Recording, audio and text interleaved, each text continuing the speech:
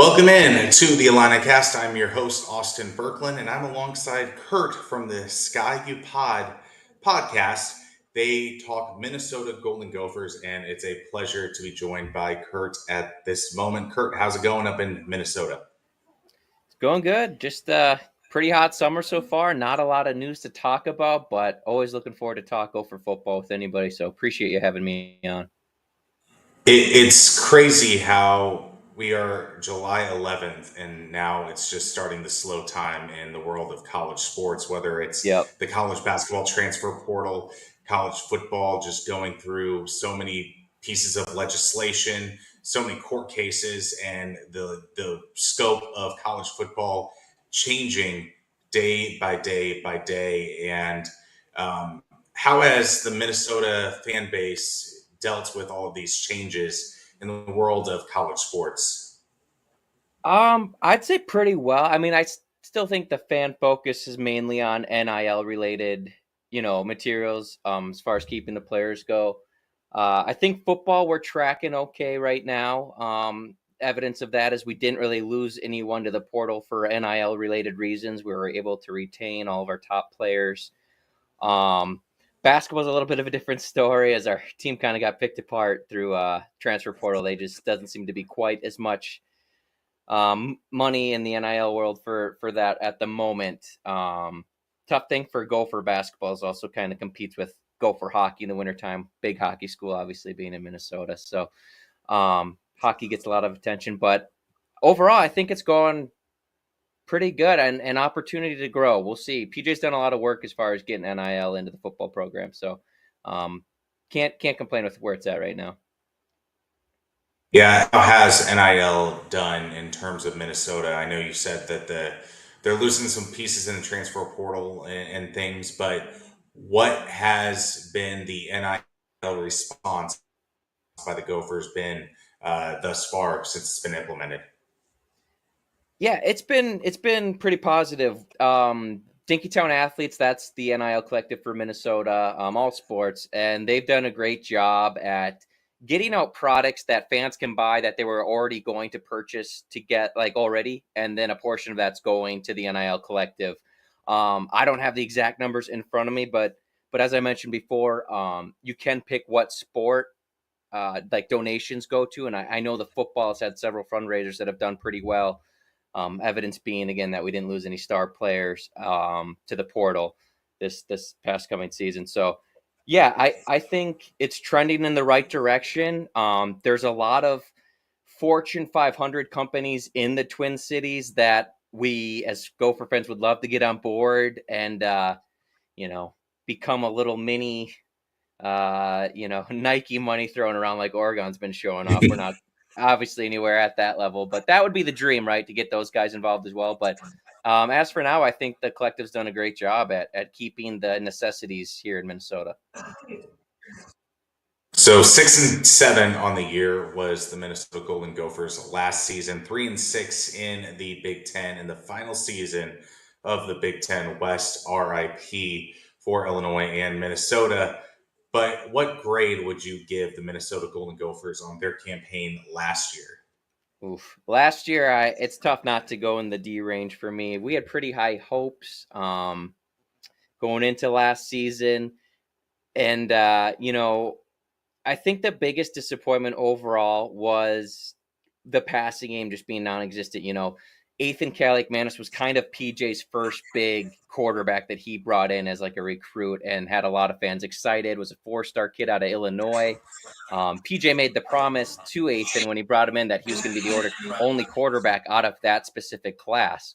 And so for him to finally get the full-time starting role and for the passing offense to continue to kind of, spuddle and not be prolific or, even average, it was very good in 2019, and we've kind of been chasing that feeling.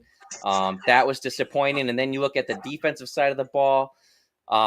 Illinois saw it firsthand. That was a great game between the two of us last year. Your backup quarterback threw that 55-yard post with a minute left, which I just don't get how that happens with such little time left. So as a Gopher fan, that was kind of a thing we saw a lot through the last season, was just big explosive plays and just missed assignments and not even enough to really show off some skill that we had on the back end of that defense. Just a lot of missed assignments, and Joe Rossi moved on now, so we'll see if Corey Heatherman, the new guy, can kind of clean that up. But yeah, just expected a little bit better of an outing, and there was definitely a lot more hope going into that year, and to finish, with 5 wins at the end of the regular season and 6 with the bowl game we got with the academic thing.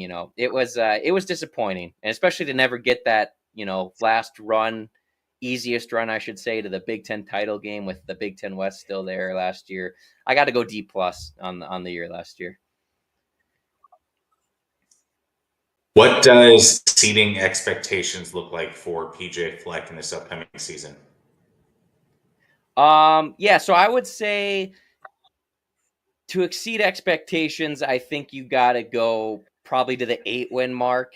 And I know that doesn't sound super impressive for a guy in his 8th year, but the schedule's not the easiest for the Gophers this year. Open up with North Carolina, still got Michigan and Penn State, Wisconsin, Iowa, and of course Illinois, who we've never beat Brett Bielema in his coaching career, which is something we're trying to get off the snide with.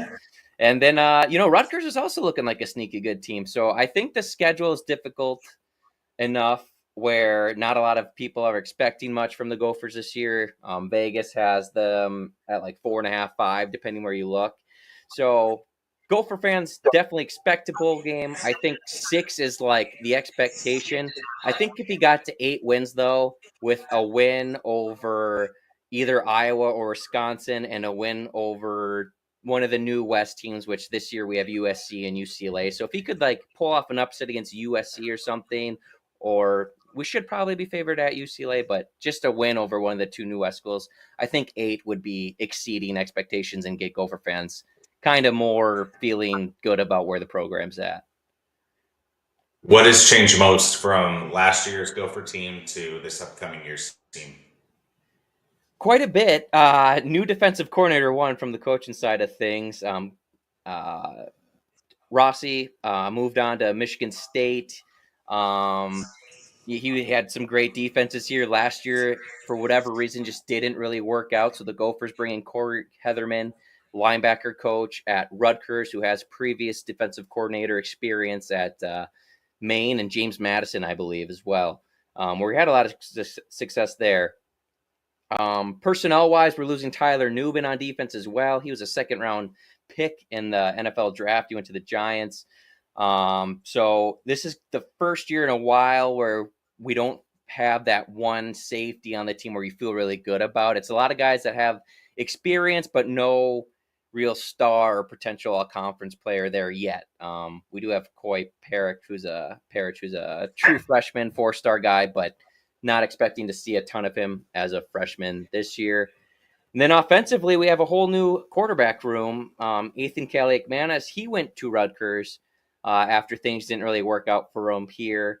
And we brought in Max Brosmer, who threw for nearly 3,500 yards at New Hampshire last year, 28 touchdowns, I believe, as well. So put up a ton of great stats, but it was a smaller school. So who knows how well that's actually going to translate to a little bit faster and stronger league here in the Big Ten. But from all reports, it sounds really fans are really excited about him. Coaches are really excited about him.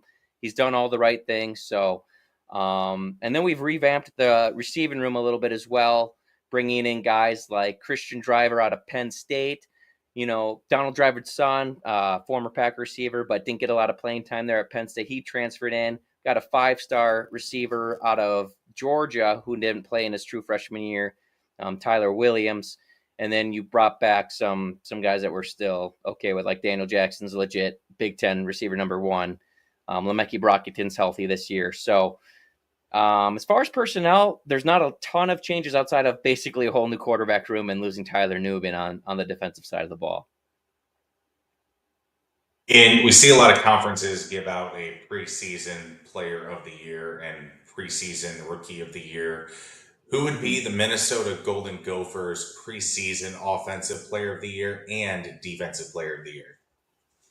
Yeah, so offense, I think it's pretty clear we like to run the ball, and Darius Taylor, when healthy last year, was a beast at it. So he is by far the favorite to win the Gophers offensive player of the year.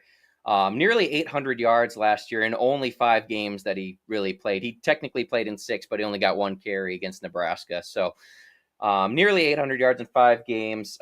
Just a really physical runner and can make the first guy miss, which is always important in Big Ten play, especially where you got to run the football to be successful. So he's got to be the offensive favorite. Defensively, I've talked him up a lot. I probably talked him up last year for the crossover. I got to go Jaw Joyner. He's the 5th-year senior on the defensive end, defensive side of the ball at the edge position, and had, I think, 7.5 sacks last year. He was the 5th highest.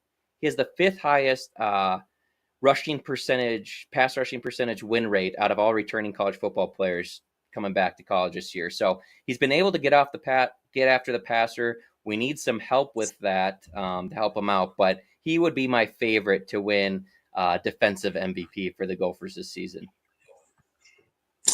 Now, how good of a job has PJ done in keeping talent, getting freshman recruits excited about the Gopher program, and getting transfers in the last during the summer and during last year? Yeah, keeping talent, I got to give him an A. Yes, we shuffled out the whole quarterback room, but that sounds like it might have been politely shown the door more than they were leaving for bigger and better opportunities. So got to give him an A there.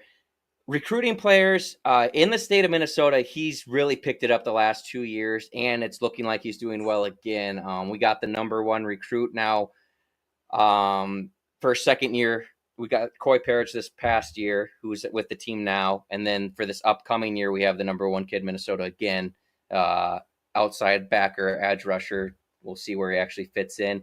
And then in the portal, we got Jackson Howard from LSU, defensive end, who was the #1 player from 2 years ago. So we're keeping getting back a lot of in-state talent. And so can't complain with how he's recruited. I think there's probably some positions you can pick on and say he needs to be better. Cody Lindenberg was our best linebacker. He was hurt the majority of the year last year, I'd say. Probably like 7 of the games he was out, 8 of the games he was out, and not a lot of depth there. And for being in your 8th year, you would hope that you would have some more depth at that position, especially with the defense we play where you have 3 of them out there sometimes. But I think linebacker is a position you could pick on, but it's been a clear emphasis in this recruiting cycle. We picked up a couple commits already in that position group. So overall, I think people are pretty happy with how PJ's recruited. Now, he probably can't have another season like last year if he wants to keep that momentum going. You got to get probably that 7-8 win mark to keep the recruits excited and the high school kids excited. And as far as bringing people in the portal, I mentioned Jackson Howard out of LSU. That was a great pickup. This is kind of a commit/portal commit. A defensive end, I'm blanking on his name, Kasai or something like that. He was like a 4-star recruit, and his dream school was Clemson, and they offered him late last year. So he flipped, committed to them, spent the spring with them, enrolled early, but went back in the portal and committed to us again. So he's back with Minnesota. Well, I guess now for the first time officially with Minnesota after he had committed to us for a while before signing day. But another borderline 4-star kid at the edge position. So that was nice to get him in here. Again, he's probably going to be a year or 2 before we actually see him take the field. But and then Max Brosmer. I mean, he had a lot of options. He put up a lot of stats at New Hampshire last year, but to go out and get the guy that they targeted at the quarterback position, tough to argue with that. So overall, recruiting wise, I think PJ has been pretty successful. Now, PJ Fleck has been in coaching rumors for the last few years. Every coaching cycle, it seems like PJ Fleck is in a top 7 at least of a list for a school. How nervous are Minnesota fans that PJ Fleck might leave Minnesota? And if he does, how sad would Gopher fans honestly be if he did leave for another program? Yeah, so it's to the point now where it comes up for every job where the nerves are almost like, okay, really? Like, what are we doing here? Like, not that he could never leave us. We're not saying, we know we're not USC or whatever, but like these UCLA rumors, if you just look at the financials at UCLA, like that one didn't make a lot of sense. So I don't think a lot of Gopher fans were actually too worried about that one. But, PJ's a businessman. His agent's a businessman. He'll take that call, and he got another pay raise out of it. What's nice about this one is he did get the assistant coaches pool pay bumped as well. So I think he kind of took it strategically. But yeah, Gopher fans are tired of hearing the coach, in every recruiting cycle. You don't want to have something to worry about when you're already, in today's day and age of college football, you don't know if you're going to have your best player the next season. So to throw your coach in there in the rumors as well, that's getting a little old. If he were to leave, yeah, I like what PJ's done for sure. I don't want him to go, but at the same time, there's been some missteps along the way. I don't think it's impossible to get back to where we are here without him. And I know that might sound a little crazy. I do like what he's done with the in-state recruiting, and I think he's been a pretty solid recruiter overall. I think he does a better job at getting depth in the trenches on both sides of the ball than the previous coaches here. And absolutely, we have better receivers than, the Kill Clays era before him. But, I, I won't be devastated if he leaves. I don't want him to leave, but I think most Gopher fans would be bummed out, but not, selling all their Gopher gear and quitting on the program type thing, if that makes sense. One question on the basketball program. Ben Yep. Johnson, 19-15 last year. Were Gopher fans excited about that season? What is the expectations early on of Ben Johnson and those Golden Gopher basketball team? Yeah. So overall, I think most Gopher fans would look at last year and say it was an overall success. You had Cam Christie, who was a young kid that could really score and create a shot, probably our best overall shot creator on the court. Dawson Garcia, another offensive punch who missed some time, but again, Christie stepped up when he was out. And given that the season started with like a 20-point blown loss to Missouri, who ended up not being very good, I think the way they bounced back and kind of became cohesive, it looked extremely promising building forward. Now, the end of the season happened, and the team got picked apart. Farrell Payne, I believe he ended up at Texas A&M, I believe is where he ended up. That's a bummer. He was a Minnesota kid, I think, and that we kind of developed and brought up. And then as soon as he got to be a pretty good post player for us, another school comes in and just offers him. I don't know what he got. I think the rumor was like $350K, something like that. I don't know how truthful all those numbers are that get thrown out, but he got paid off the squad. And then we had Elijah Hawkins at point guard, who was like third, I think, in the nation in assists per game. He came. So this one was tough, especially because they announced that he was staying because we got him a nice NIL deal. And then Texas Tech came by right before the deadline and offered him like triple what we offered. So he took the bag. Can't really blame him. So Gopher basketball fans were pretty down at the end. Now we have added some pieces. I will admit I'm a pretty casual basketball fan, so I just go off how other fans are reacting. I would say the general consensus is post-portal is that we still have Dawson Garcia, who was probably your best offensive player, and I think the offense might not be as good without Cam Christie, who was just drafted in the NBA draft in the second round. But overall, Gopher fans seem more optimistic about the depth because he did bring in a lot of bodies through the portal as well with several guards. We were especially thin there last year. And you do, like I said, got Garcia back, got Mitchell back at guard. And that's my take on the Gopher basketball. Like I said, I'm pretty much locked into Gopher football, and then when the basketball team's on, I'll watch them, and I just go from there. But basketball had a little bit rougher of an offseason than the Gophers did as far as losses to the transfer portal. This is a little bit of a different one, but grade Yep. the athletic department as a whole. Like, how has your administration done with all the changes? How has just Gopher fans felt they are appreciated by the administration at hand? What is the pulse of the athletic department for the Minnesota Golden Gopher fandom? Yeah, so I think we're overall happy with the athletic director in Mark Coyle. He does a good job of getting out of the board of regents or whatever the official term is for who decides how much money can get passed around. Minnesota's a little bit stingy on that side of things. I think we've gotten out and gotten good head coaches. I wasn't the biggest fan of Ben Johnson at the time, and then last year midseason we really seemed to be growing, and so and then he lost half of his team in the portal. So I think Ben Johnson is doing the best with what he can.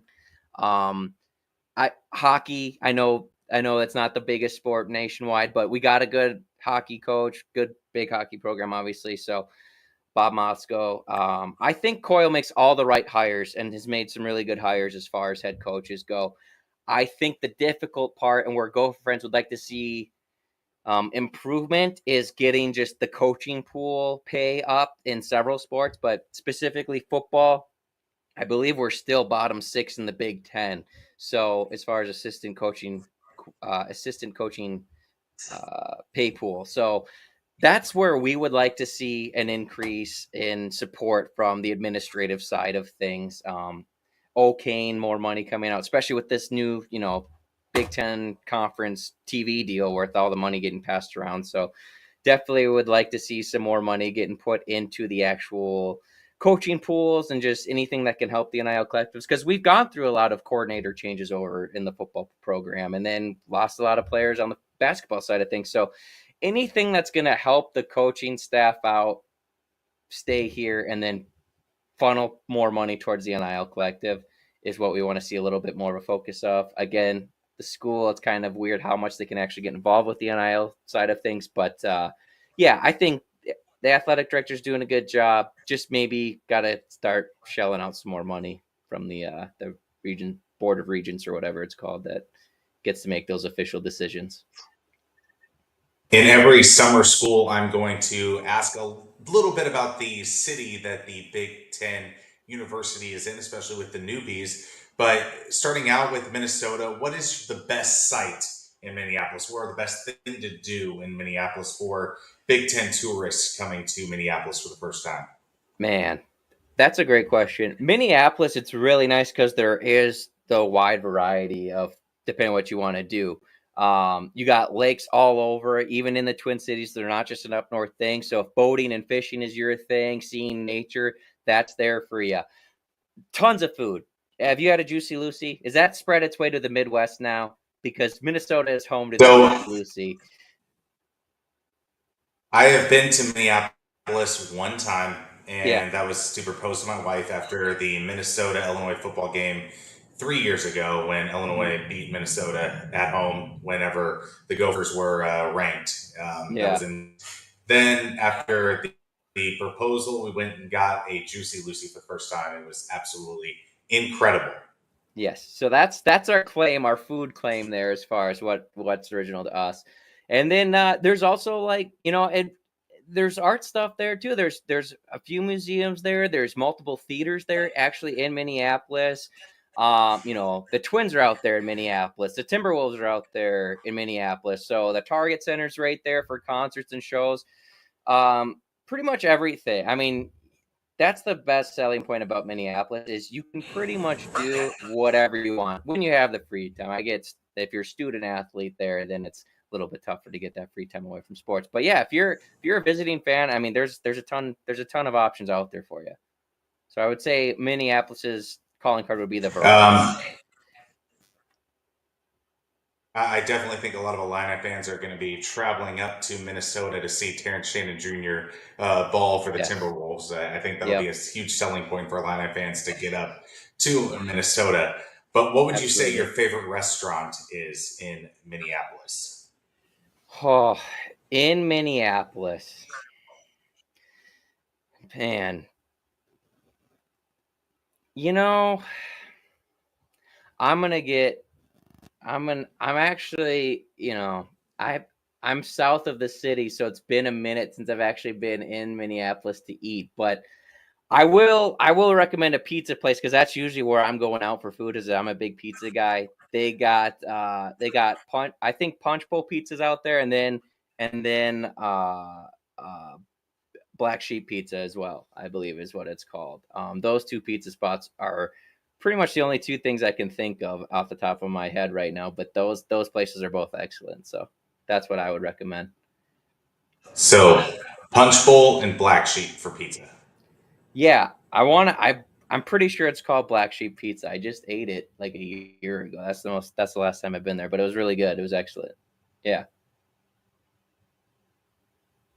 Curt, well, I appreciate your time talking about the Gophers, and I know the times are changing. The Big Ten Yeah. West is no longer a thing, but I'm glad that we're on the schedule at least one more time before the shift comes of playing Rutgers randomly and Maryland Right. and Right. UCLA and the like. But glad that we can have this matchup at least one more time and create those Big Ten West vibes.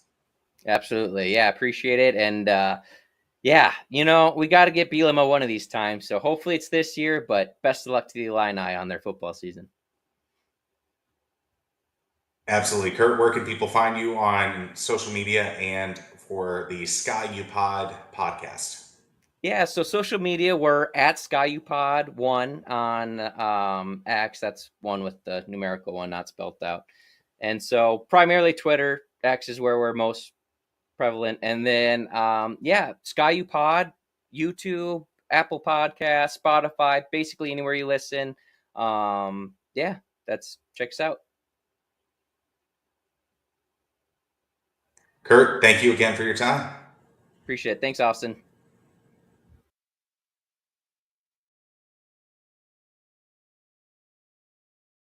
This has been the Illini Cast, part of the Armchair Illini Network. Thank you to Curt from the Sky U Pod podcast. Follow us at Illini Cast on YouTube and follow Armchair Illini for all articles regarding the Illini.